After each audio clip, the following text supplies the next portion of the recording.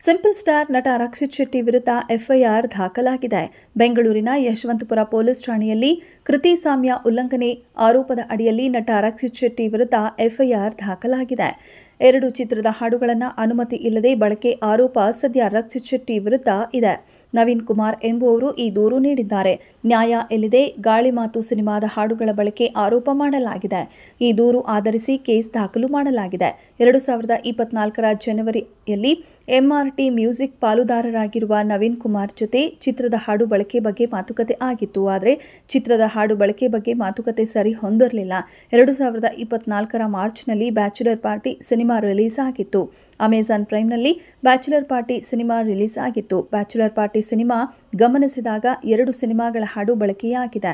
ಈ ಚಿತ್ರದಲ್ಲಿ ಲೂಸ್ ಮಾದ ಯೋಗಿ ದಿಗಂತ್ ನಟಿಸಿದ್ರು. ಹಕ್ಕುಸ್ವಾಮ್ಯ ಪ್ರಸಾರದ ಹಕ್ಕನ್ನ ಖರೀದಿಸದೆ ಹಾಡುಗಳ ಬಳಕೆ ಆರೋಪ ಮಾಡಲಾಗಿದೆ. ನ್ಯಾಯ